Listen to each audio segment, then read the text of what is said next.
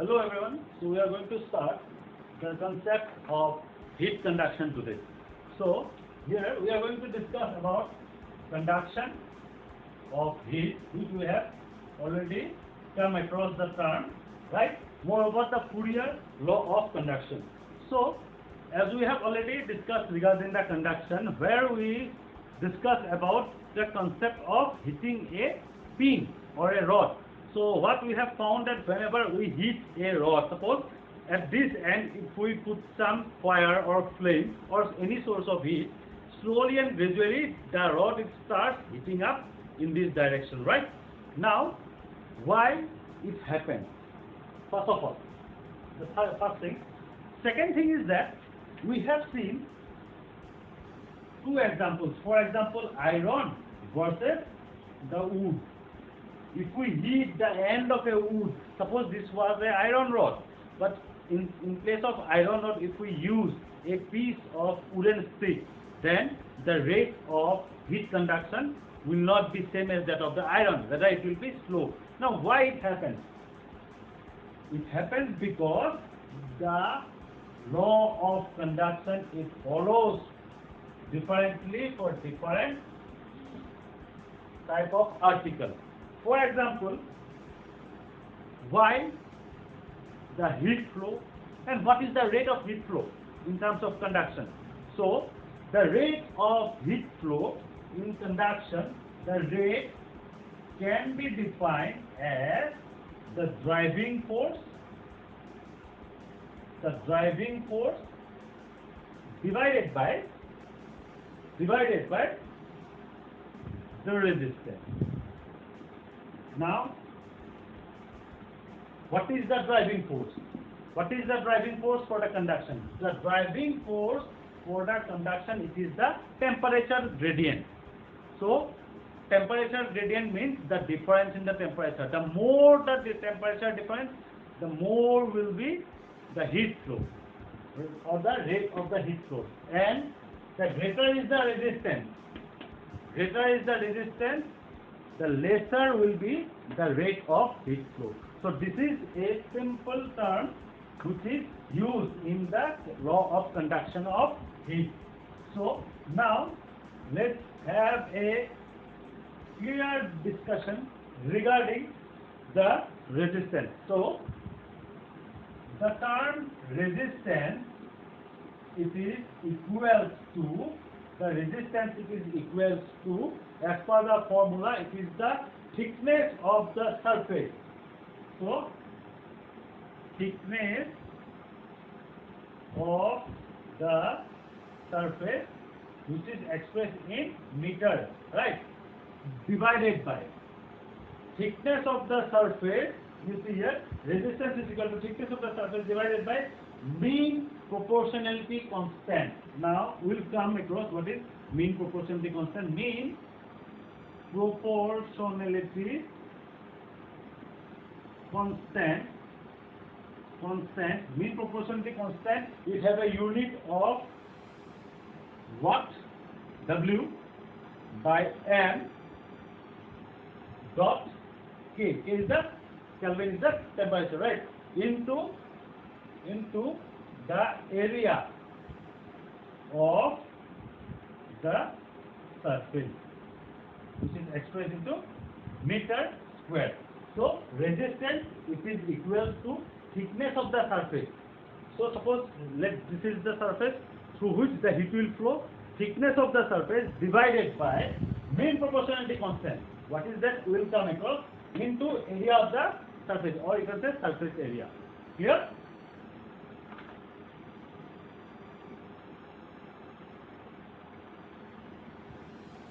Okay. Now, if we again see the rate of heat conduction, in that what we have found the resistance, right? The concept of resistance. Now, what we have written, the resistance, it is equal to thickness of the surface. The thickness of the surface divided by mean proportionality constant into surface area. That is, it can be written as thickness, it is L, length parameter, right? The mean proportionality constant can be written as Kn, where the area can be written as A. Now let's suppose this is the equation 1. Now let's discuss about Fourier law of heat conduction. So what is Fourier law of heat conduction? So as per Fourier law of heat conduction, the rate of heat conduction, it depends through the rate of heat conduction through any article or any substance. It is directly proportional to the area. It is directly proportional to the area and the temperature difference. The temperature difference. So what is the temperature between these two ends? Suppose here we have put the flame or source of heat. Here it is coal. So difference in the, what is the difference in the temperature? Suppose here it is 100 degrees centigrade. Here it is 0 degrees centigrade. So difference in the temperature is 100 degrees, right? Moreover, what is the surface area? Suppose it is having a surface area of 440, right? So 440 into 100, right? And it is inversely proportional. It is inversely proportional to the thickness. What is the thickness of this article? So it is inversely proportional to the thickness. So the rate can be written by Fourier law. By following the Fourier law, the rate of heat flow can be written as rate is directly proportional to the area into the temperature difference. Temperature difference it is denoted with delta T. So the rate it is proportional to area into temperature difference divided by thickness. So where in case of rate of heat flow it is denoted with small q.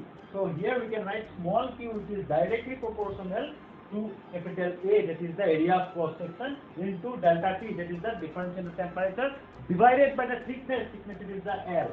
Right. Now this proportional term will be replaced with mean proportionality constant. So mean proportionality constant, it stands with small k subscript m.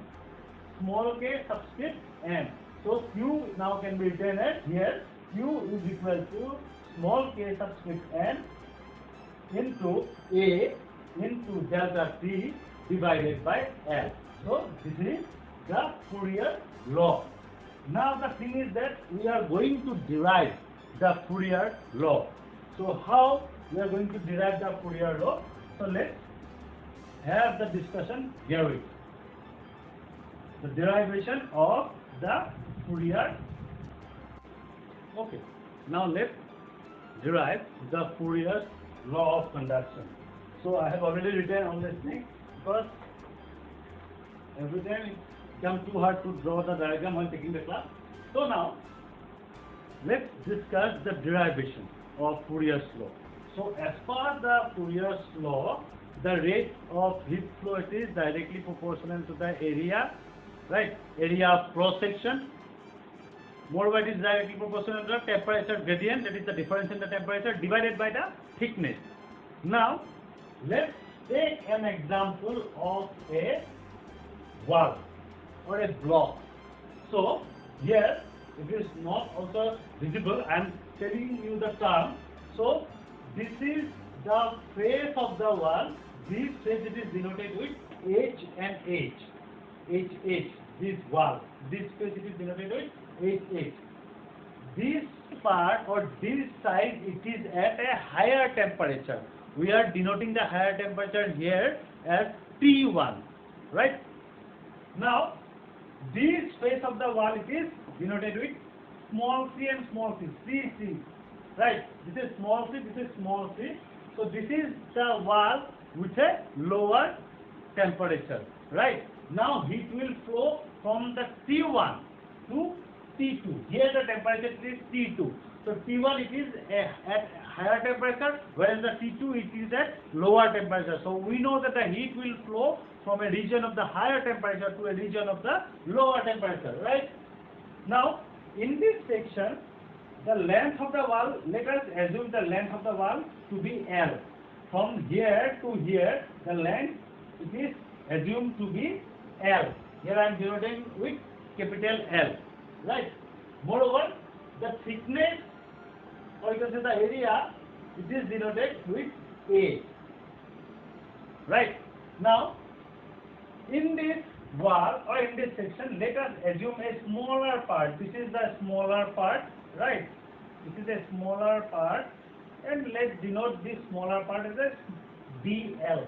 small part of L as a dl, right? So what we have come to know till now, higher temperature the phase is HH, lower temperature the phase is CC, right? Higher temperature it is T1, lower temperature it is T2, right?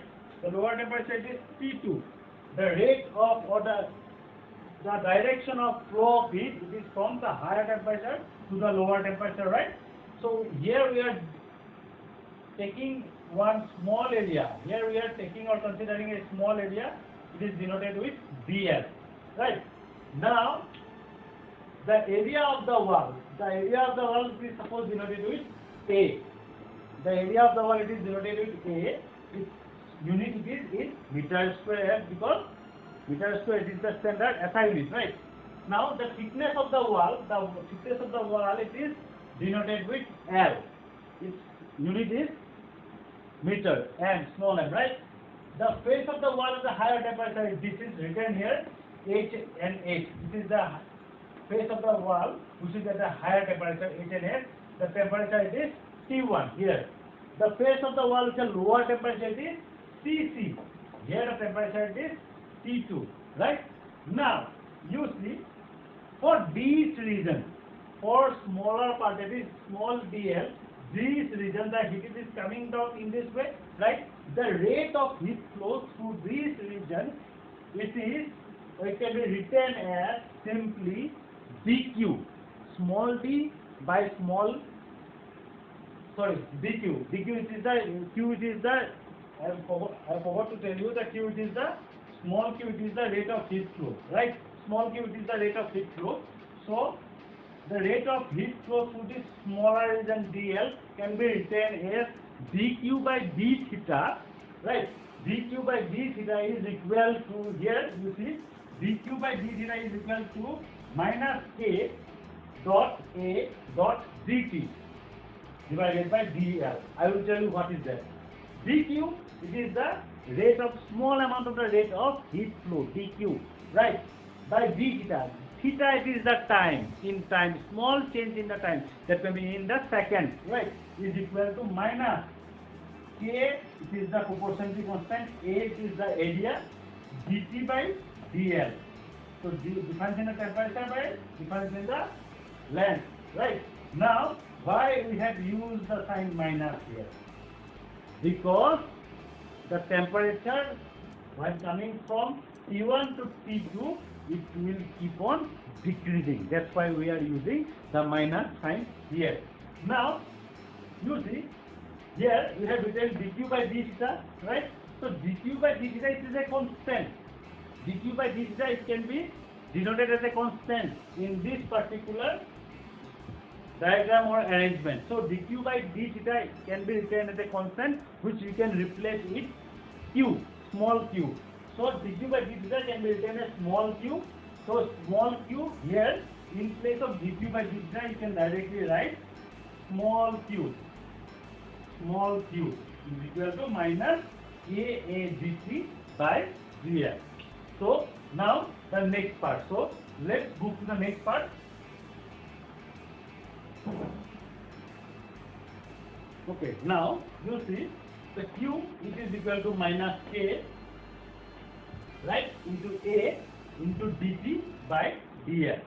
So from here we can simply rearrange this equation. Let's suppose this equation to be 2. Just simply rearrange this. So we can here write it as q, small q into dl divided by a, divided by a is equal to minus k into dt, right? Now let's integrate this equation. So let's integrate this equation. So what we will get if we integrate this equation 1, keeping the condition as the limits as the L is equal to 0. The L here, the L is equal to 0 at higher temperature, means when T is equal to T1, when T temperature is equal to T1 at this phase, when T is equal to T1 at this phase, the L will be 0. and the L is equal to L only, full length. The L is equal to L only when the T is T2 at this phase. It is the T2, right? So L is equal to L when T is equal to T1, sorry, T2, and L is equal to 0 when the T is equal to T1. So if we integrate with this term, with this condition, the equation you simply become, you just simply integrate it from the limit 0, integrate 0 to L, right? dl by A is equal to minus integration from the limit T1 to T2 k dt, which can be written as simply remove the minus sign k dt, right? So this equation will become simply this equation upon integration it will become QL, right? It will become QL by A, which is equal to Kn. That is the main logarithm. That is the Kn into T1 minus T2. That is the limit we have given from 0 to L, right? T1 minus T2. So this can be simply written as, you see, this can be simply written as Kn into delta T.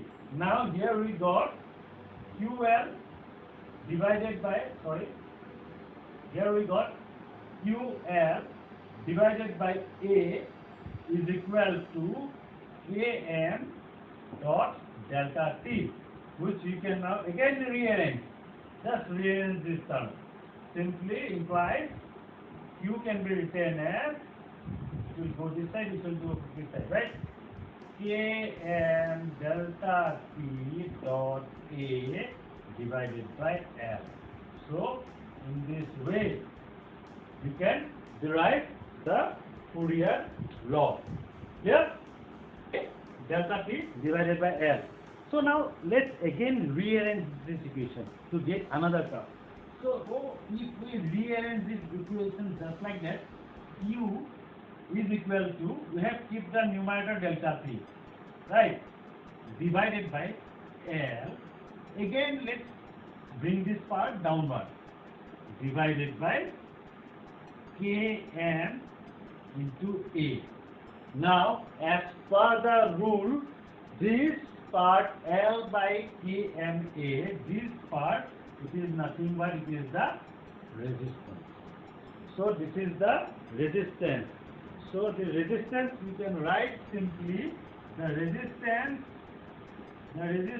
can be written simply as L by KMA. So now why this concept it is necessary? Why we need to know the resistance? Because the opposite of resistance it is conductivity, right? The more a substance is resistant, the lesser it will be conductive, right? So now we need this value from different metals for different objects to check their conductivity in terms of heat transfer. If we know the value of resistance, the resistance can be simply written as L by Km into A. This is the constant, so L by A. So if we know the resistance value, then the reverse of the resistance is the conductivity. We will get the value for the conductivity. Now this chart it is needed to determine the conductivity of different substances. For example, if you have observed the rate of heat flow in the gases and in the liquid, it is less as compared to that of the solid, right? Why? Because the gases and the liquid, they provide high resistance to the flow of heat through them. I repeat, the gases and the liquids, they provide high resistance to the flow of heat through them, right? Moreover, regarding the construction of kettle, electric kettle, or boiler, it is always necessary to know the conductivity parameter of different metals. So the boiler generally or kettle generally, suppose this is an electric kettle. The electric kettle generally This is a plunger, or even this is the electric kettle.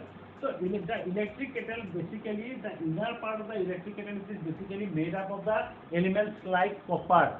Why we choose copper? Because the copper, they have very less resistance. They have very high heat conductivity. So immediately it will conduct the heat towards the water or towards the surface whatever it is present here. But the outer part or the jacketed part, that copper, it is jacketed with generally such elements or such metals which have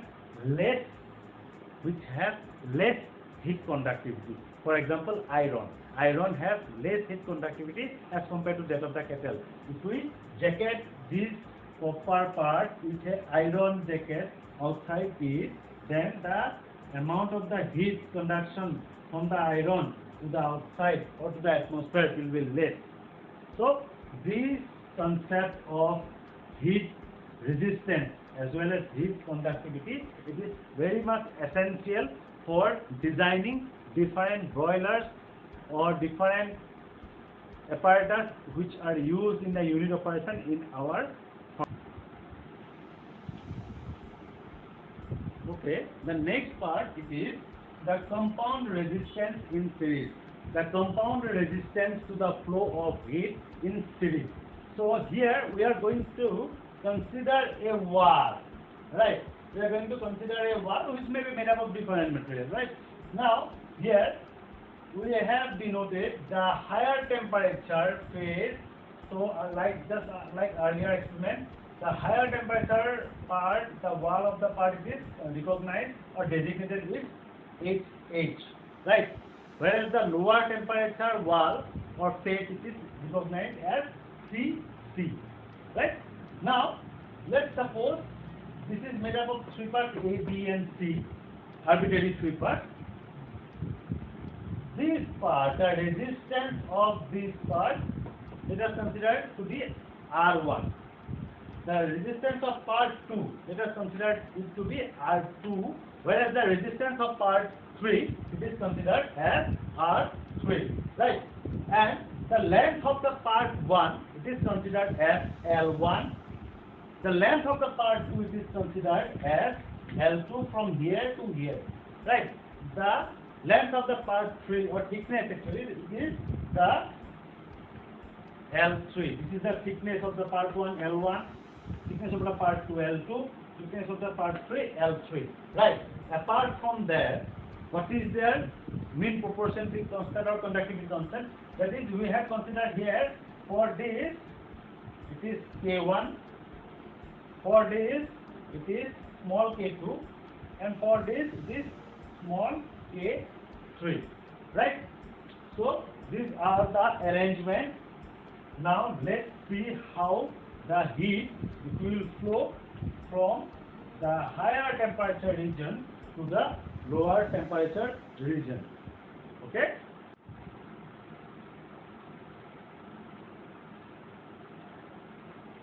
So now in this condition, what will be the next part?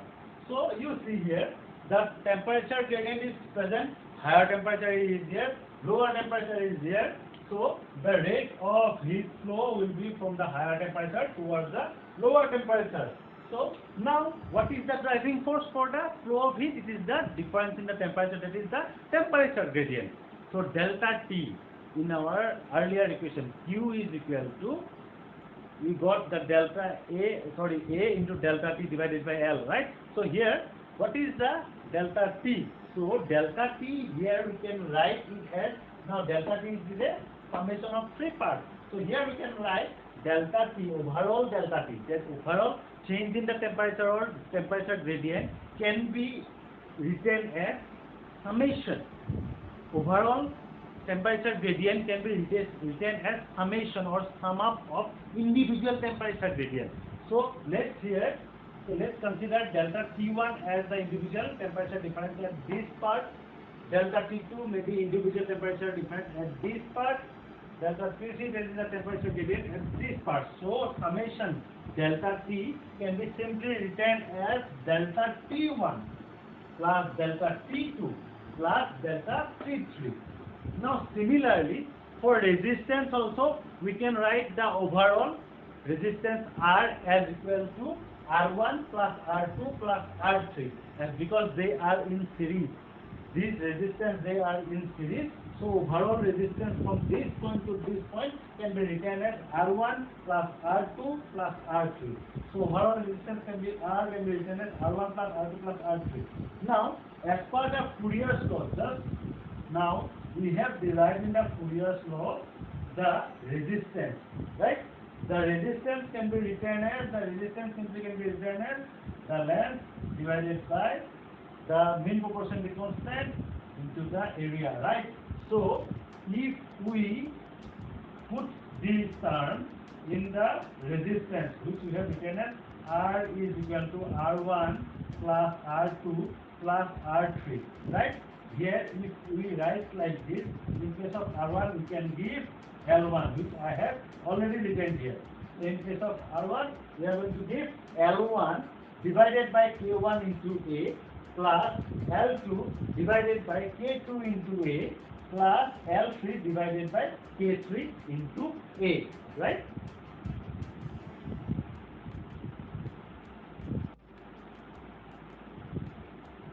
Now again, if we consider the heat transfer, small q, in this process, so the heat transfer here also, it can be divided into three small parts.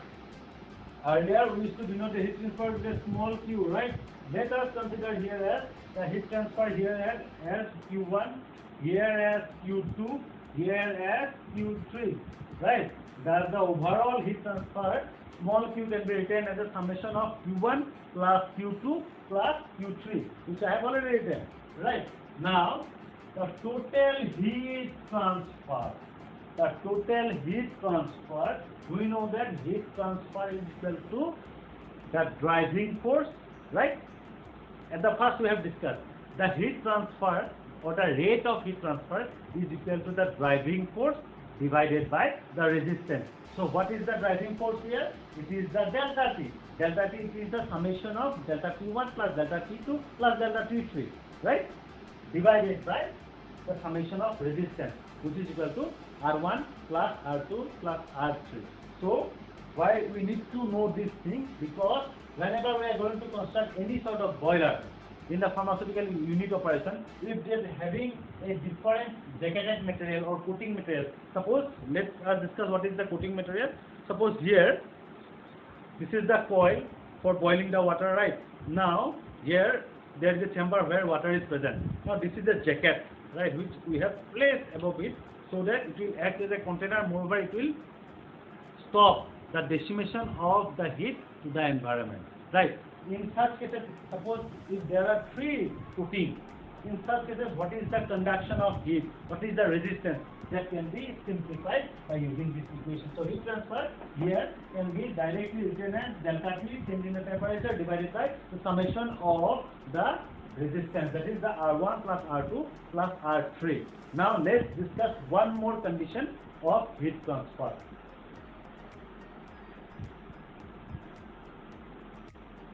Now let us consider the heat flow through the cylinder in terms of conduction. Now why we need to know the rate flow through this cylinder? Because sometimes we are going to use evaporators or pipes for heating different solvent in the pharmaceutical unit operation. So this is the construction of the pipe. So let's go through this construction.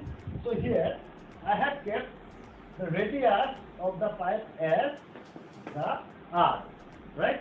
So the radius of the pipe it is kept as R, or the radius of the thin cylinder it is kept as R. Whereas R1 here, this R1 it stands for the radius of the inner valve. This R1 it stands for the radius of the inner valve, whereas this R2 bigger one, this is the radius of the outer valve. So R it is the, I am repeating again, R it is the radius of the cylinder. So let's consider this is the part of the cylinder, right? So this is the radius of the cylinder from the center to here. Next R1 it is the radius of the inner part or inner cylinder, whereas R2 it is the radius of the outer cylinder, right? Moreover, there is a cross section area. So let's consider this as a dr. This as dr. Small d, small r. It is the small area of cross section. Moreover, the inner part of the cylinder is at a higher temperature of T1, whereas the outer part it is at a lower temperature of T2. The length of the cylinder it is recognized as capital N. It is designated with capital N. Now, what will happen if suppose there is a cylindrical vessel through which the hot water will move? So, the rate of heat conduction through this pipe, it can be derived here. So, the rate of heat flow can be written here as small q, rate of heat flow is equal to small q is equal to minus k dt by dr minus k dt by dr, where we have replaced the earlier term here minus q is equal to minus k dt by dr into, this is the area of cross-sectional area of the cylinder, twice per r L. Actually, in case of L, we have written M. So, this is the area. So, constant, the rate of transfer, and this is the area. Here you can say it is nothing but it is actually the term or derivation of the resistance, right?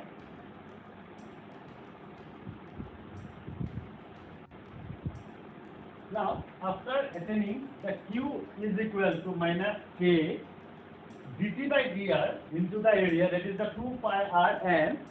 Now, let's rearrange this equation. Q is equal to minus K dt by dr into 2 pi r n. Let's rearrange.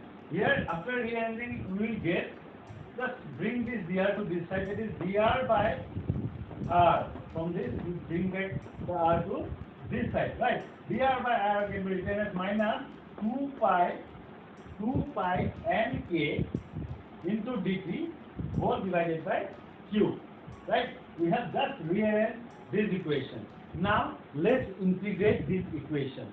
So, upon integration, when keeping the limit as the r is equal to r1, r will be equal to r1 when the t is equal to t1. R is equal to R1 when the T is equal to T1, and R will become R2 when T will become T2. So, keeping that condition, let's integrate this equation after rearranging. So, this equation after rearranging we have integrated from the R1 to R2. Equation starts from the R1 to R2.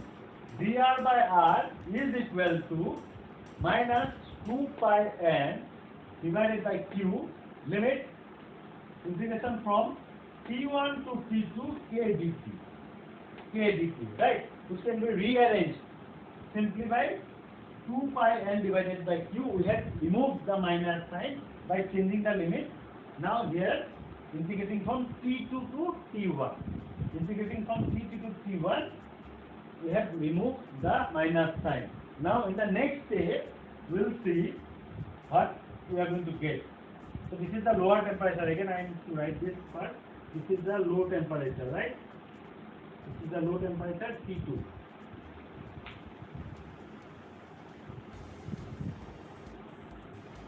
So now upon integrating, again we are getting natural logarithm ln R2 minus ln R1 is equal to 2 pi n, right? Into the constant Km divided by Q, and within bracket, that is the T1 minus T2, that is the limit of the integration, right? Now just rearrange this term. Here, if we rearrange this term, if we bring back this Q to the left hand side, we can rearrange this term as a Q is equal to now 2 pi n k n divided by natural logarithm of R2 minus R1, which you can write simply ln R2 divided by R1. That is minus sign, it is represented within the bracket as R2 divided by R1 into the temperature difference, that is the T1 minus T2. Now you will see the heat flow or the flow of heat can be again expressed as it is equal to the coefficient, we know that the coefficient Kn multiplied by the area of the cross section, right, into the temperature difference, which we are putting from the beginning till now, which is divided by the length of the metal or length of the metal layer of this cylinder. So this can be again written as a Q is equal to the Km. Km is the coefficient into An. An is the area here of the metal. An is the area of the metal of the cylinder. An, right? Km it is the coefficient. In place of area we have written An, right? Now here again we have written T1 minus T2. That is the temperature difference, which whole divided by the length of the metal, that is L. Right? Now we are going to place and equalize or equate these two equations simultaneously. So finally, here, if we rearrange and write it as Am divided by L is equal to, from the previous equation we have equated, is equal to 2 pi n divided by Ln R2 by R1, right? So this can be written as Am divided by L is equal to 2 pi n Ln, now Ln, that is R2 by R1. Now just rearrange this, bring that L to here. Now L can be again written as, the L, length of the cylinder can be again written as, it can be defined as the R2 minus R1. So Am can be now written as Am, and we have kept the L to this side, right hand side. Now 2 pi n multiplied by R2 minus R1 divided by Ln, natural logarithm R2 by R1. So from here, if we rearrange everything, so we are going to get finally the mean radius. Here the mean radius may be written here. Rm is the mean radius of this cylinder. Rm can be written as R2 minus R1. Rm can be written as, the mean radius can be written as R2 minus R1 divided by natural logarithm of R2 divided by R1, which is simply equal to R2 minus R1 divided by 2.303, that is the natural logarithm value, log R2 by R1. So this is the concept of heat transfer or heat flow through the cylinder. So here we first need to know there are few terms that are essential here. Now if the value here, if the value of R1 divided by R2, if the value of R1 divided by R2 is less than 3.20, then we consider the wall as thick. And if the value of R1 divided by R2 is less than 1.5, then it is considered, the wall of the cylinder is considered as thin.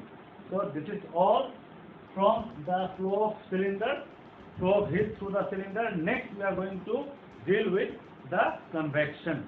So thank you everyone.